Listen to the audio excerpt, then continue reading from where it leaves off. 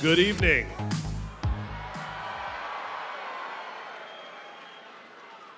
Ladies and gentlemen, please welcome Elon Musk.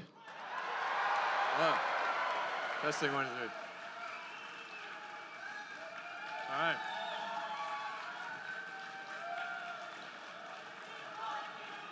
All right. All right. Welcome everyone to the ModelX launch.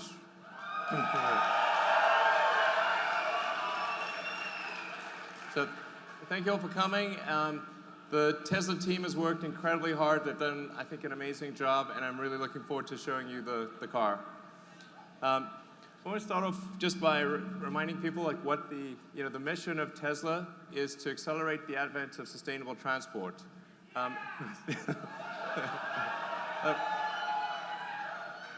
As I think you guys know, it's incredibly important that we move to a sustainable world sooner rather than later. The sooner we do it, the better it is.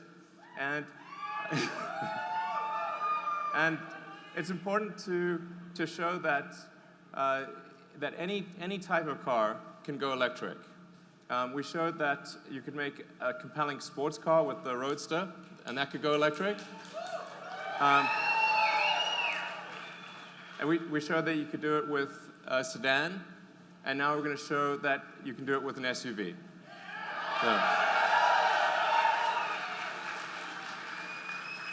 So we're going to start off with what's actually most important for a car, which is safety. So if you're driving, you're carrying your friends and family around, there's really nothing that's more important than safety. So first and foremost, the car's got to keep you and the ones you love safe and protect you under any circumstance you can imagine. So.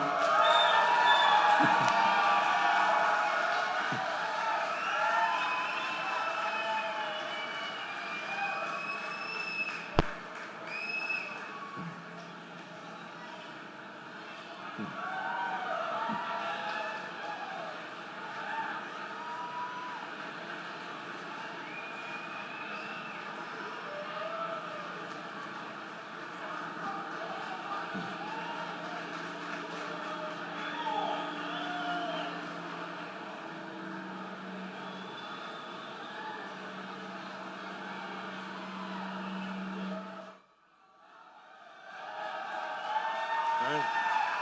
Thank you.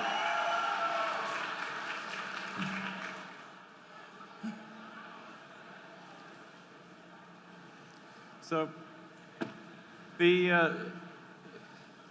you have the Model X. I'm going to talk a lot more about the details of the car, but I'm going to start off with safety.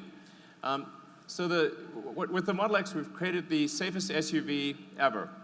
It's the first SUV that's 5 stars in every category. So,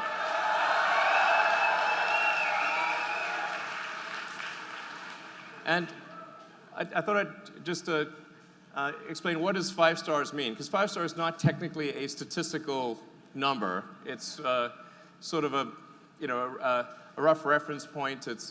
And what it actually means is it describes the probability of a serious injury in a high-speed accident. So you start off with sort of 2-star, 3-star, 4-star, 5-star, and they go down in 5% increments. So a 4-star would be a 15% probability of injury in a high-speed accident. 5-star would be 10%. Hypothetically, if there was a 6th star, it would be at 5%. And we've been able to get with the Model X an expected rating of about 6.5%. So.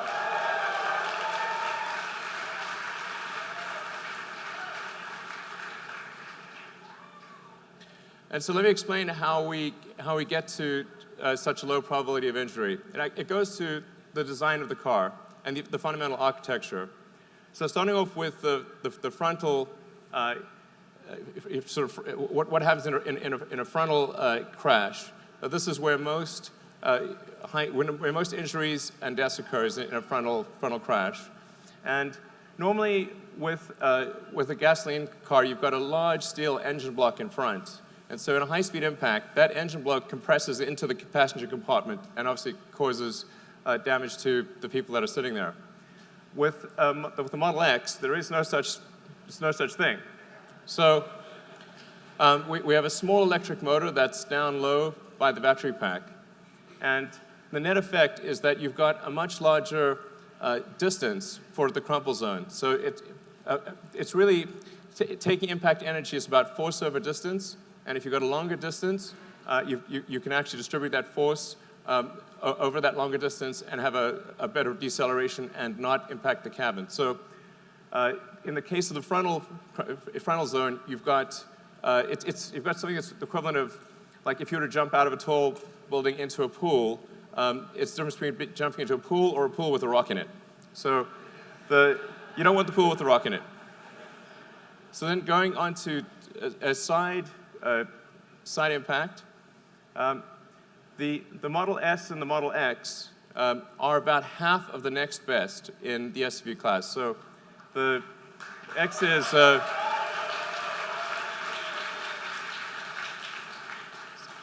the side pole intrusion is only 215 millimeters in the Model X, and that's compared to the next best SUV, which is about double that number. And let's see what that looks like in pictures. So this is what it looks like with a side. This is the actual side pole test for the Model X compared to the next best SUV in the world. Yeah.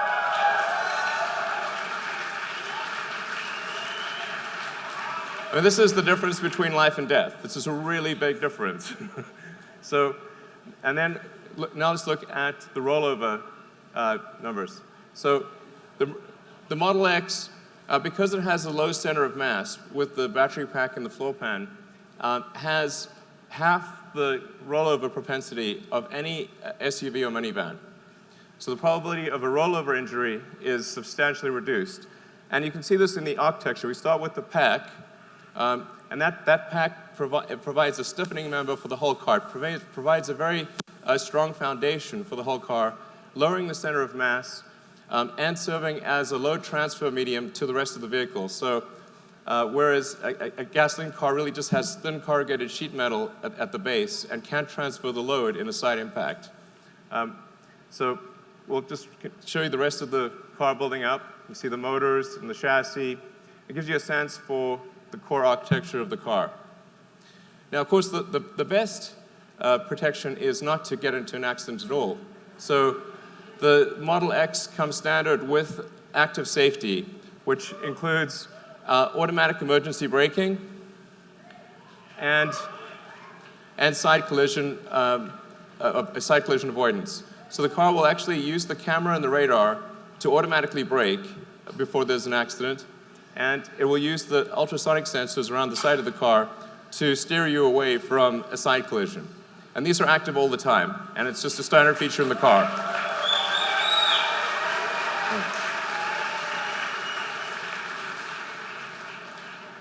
Now, the third thing, which is sort of topical, is air safety. Now, we designed the car well before recent events. So it just happens to have, there's recent events have illustrated the importance of air safety. And we have with the Model X the first true HEPA filter in a car. So why is it important to have a particulate filter? Why is it important to have a gas filter in the car?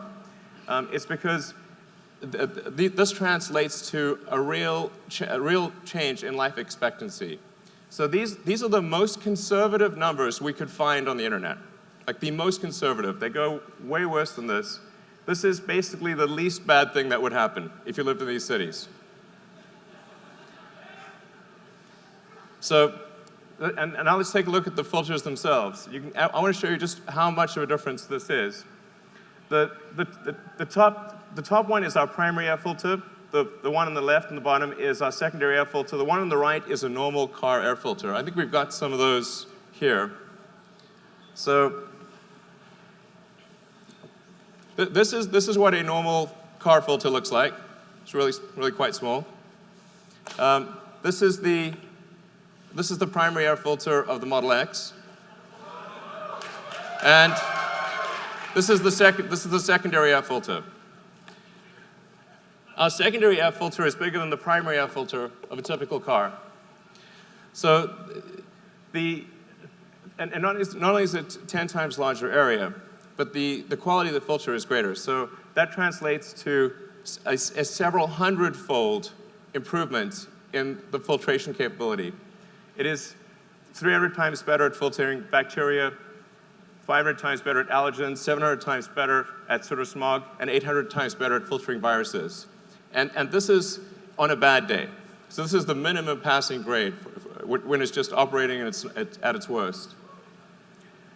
So, so in addition to the particle filters, we have 3 layers of active carbon. So we've got one universal adsorbent layer, that's the initial layer. Then we've got another activated carbon layer that's meant for acid gases, and another one for alkaline gases. The net effect of the air filtration system is that you have air cleanliness levels which are comparable to a hospital operating room in the car. And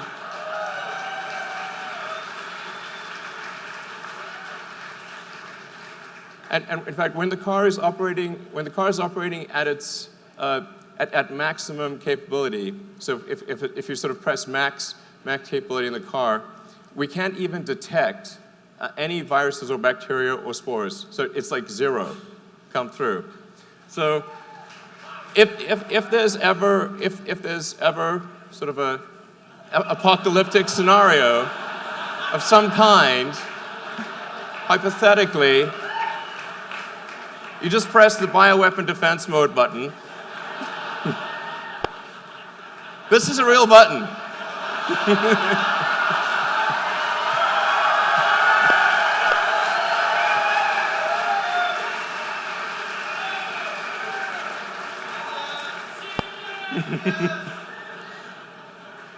So what?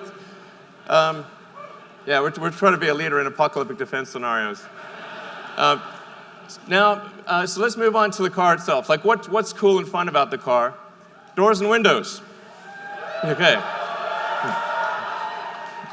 So, you're obviously familiar with the Falcon Wing door. What we also have is an auto-presenting front door.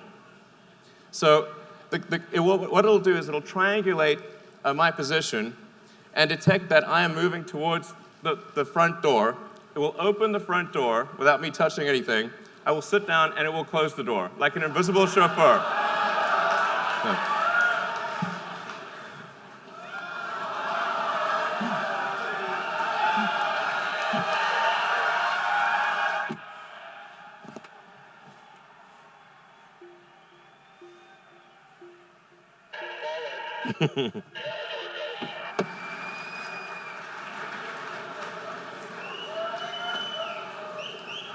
And there are a few other features that are hard to demo in this exact scenario, but something that we worked very hard on is a windshield that's a panoramic windshield. So it comes up and over and feels like a helicopter cockpit when you're driving. So it gives you unbelievable visibility.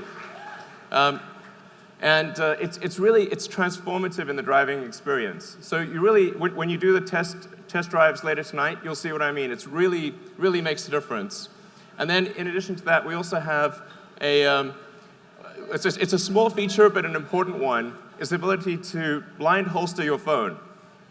So this is like one of those things where it's small, but it's important.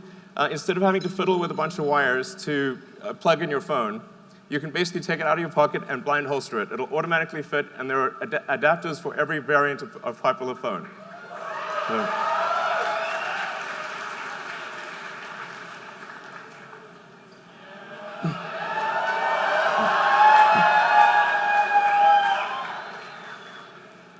So let's open these doors.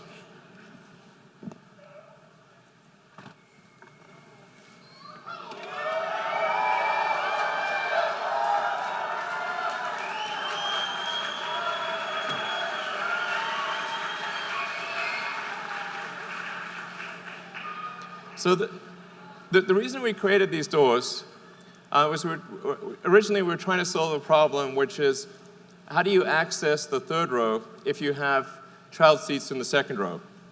And I encountered this problem when I first got a gasoline SUV, and I had twins, and once you put them in the second row, you couldn't access the third row. So we wanted to have an opening that was big enough so that you could do that. So you could have real utility of the third row, even if you have kid seats in the second row. So you basically just press the button. The seats will go forward, and I can step directly in. So.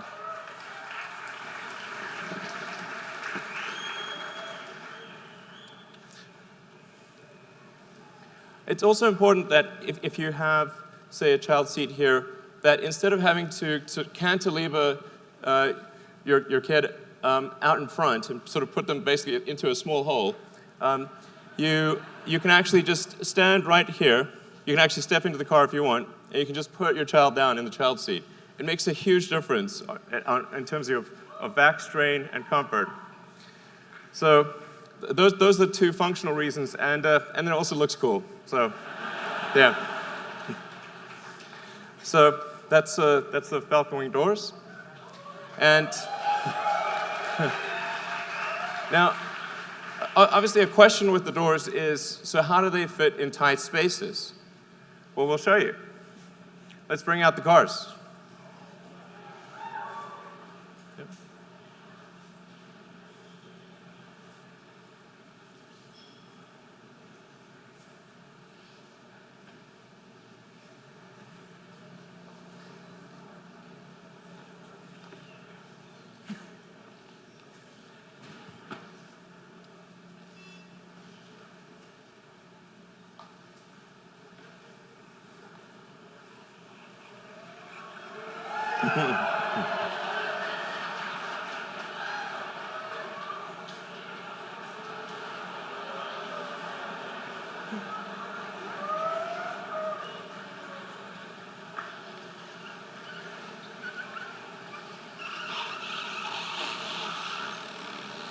So the scenario we're going to show you here is if you've ever been in a parking lot and someone parked real close.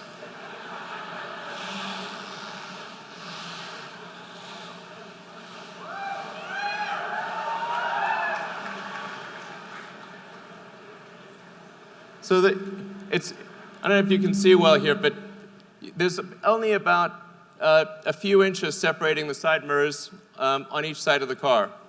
So we're going to open the Falcon Wing doors when there's barely enough room to squeeze between the two cars.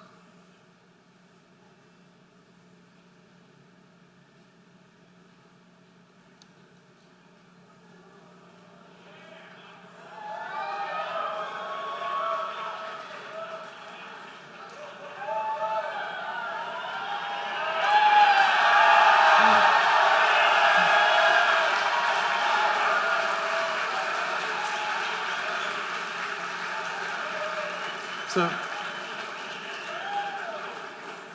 the reason it's able to do that is because, unlike a traditional gull-wing door, which is only actuated on a single hinge, the ModelX Falcon Wing doors are actuated on two hinges. So it's able to move up and over instead of simply moving out in a broad arc.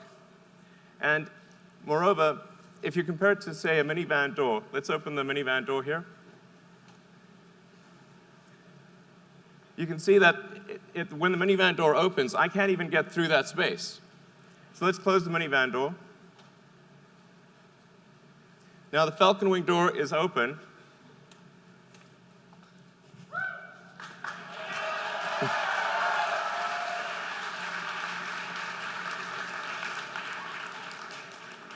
So our goal was to create an aperture that was more functional than a minivan door, and I think the team has succeeded. So I think it's the best aperture out there.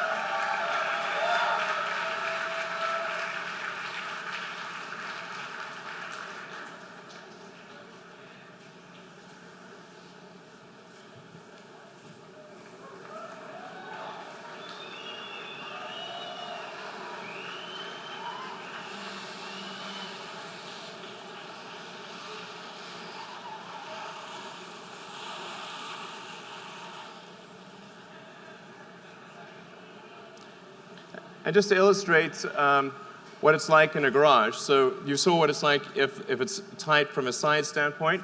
Well, what if you have a low garage? That's one of the most common questions I get about the Model X. The car actually automatically senses what the roof height is. So there are ultrasonic sensors in the roof of the car that calculate the roof height and automatically compute a new opening arc depending upon what the height of the ceiling is and what the side obstacles are.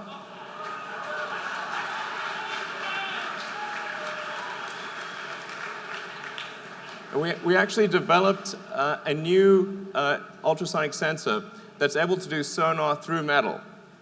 So in order to avoid having a puck, which is ordinarily needed for ultrasonic sensors, we thought the aesthetics of the puck would not be good because it would have to be in the center of the door. So we actually developed an ultrasonic sensor that can literally see through metal. All right. So let's maybe talk a bit more about the second row seats.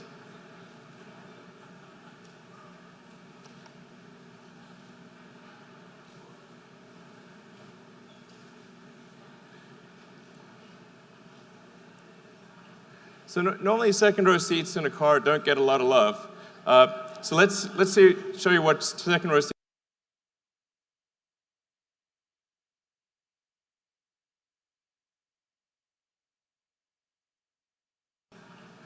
Ultrasonic sensors. We thought the aesthetics of the puck would not be good because it would have to be in the center of the door. So we actually developed an ultrasonic sensor that can literally see through metal. All right.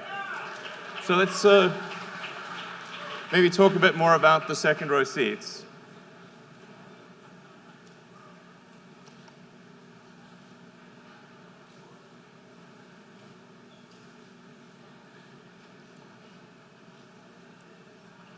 So normally second row seats in a car don't get a lot of love.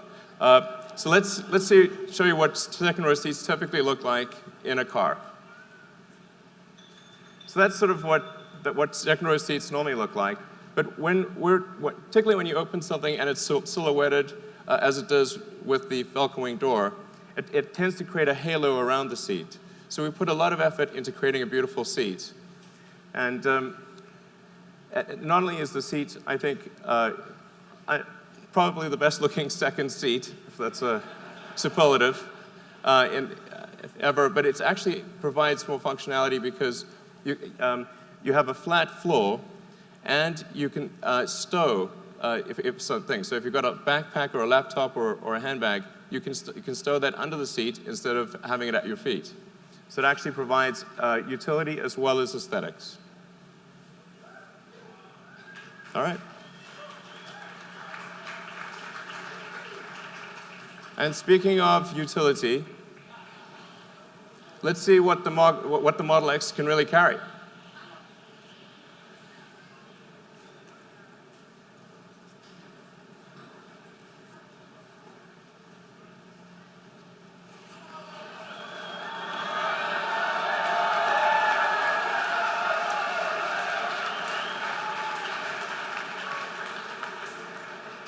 So the Model X is capable of towing 5,000 pounds. So 5,000 pounds while carrying 7 people and quite a lot of luggage. Yeah.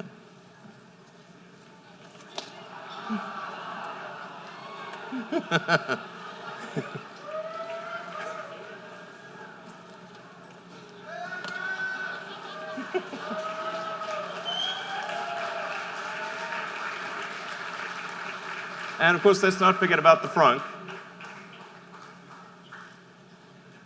Where's the stroller? Yes, we need the stroller.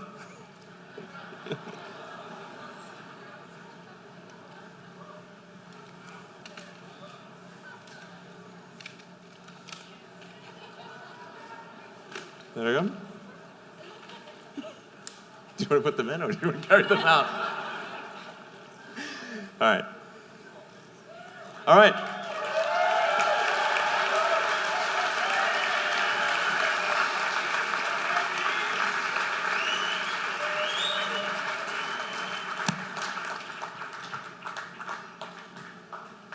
All right, so there you have it. Model X carrying seven people, a 5,000-pound trailer, and I lost count of how many bags, and a stroller.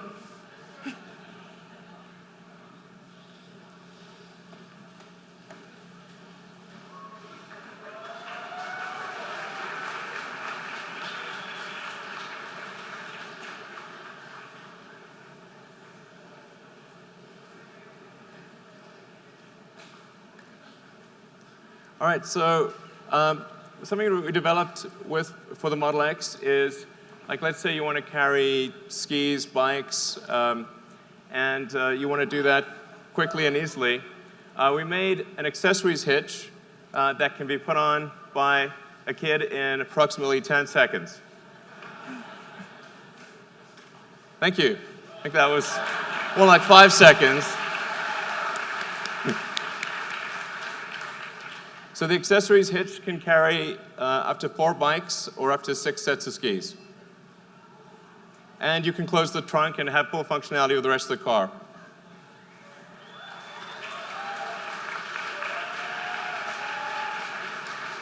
Woo-hoo.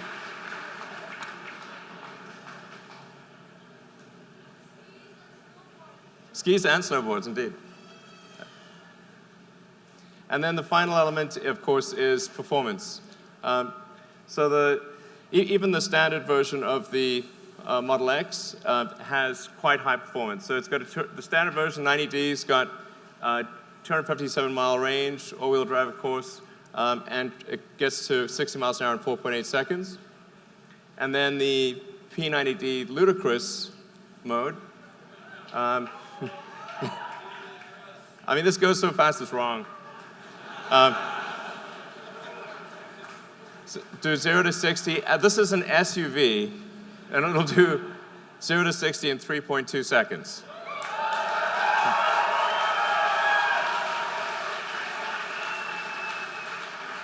All right. So with that, let's hand over the post-production cars. All right.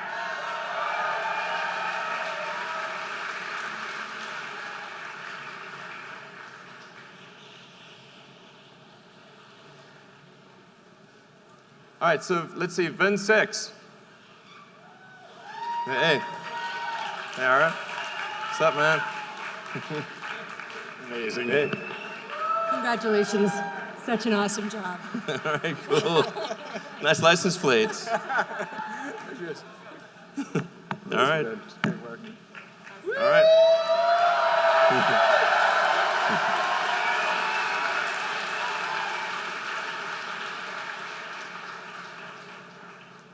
All right, it's VIN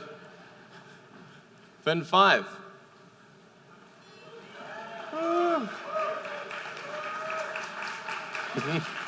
Car's coming soon. All right. Good to see you. Is you okay? Hopefully the call will be here soon.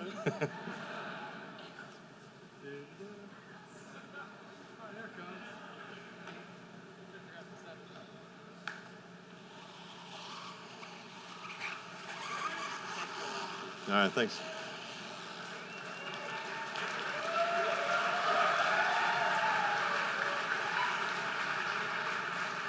All right, and VIN 4.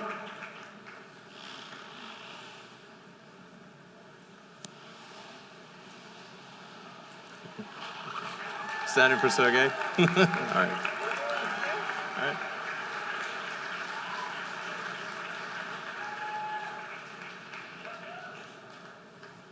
Oh, hang on, just here. VIN 3.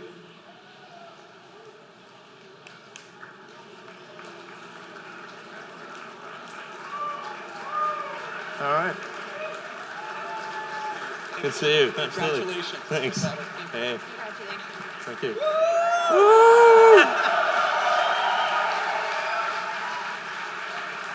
All right, and VIN 2.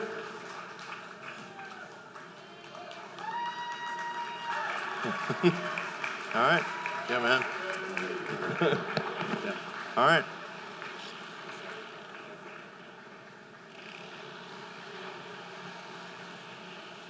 And then, let's see. Then the final one is my car, which is going to be up in a moment. And I will I'll leave my car on stage when it arrives, so that you can come and take a close look at it and cool around it and that kind of thing. And that's that. Really, I hope you have a great night. Enjoy the test drives. So I'd like to thank you, and thank the Tesla team who worked super hard to make this night work. All right, thanks. Have a good night.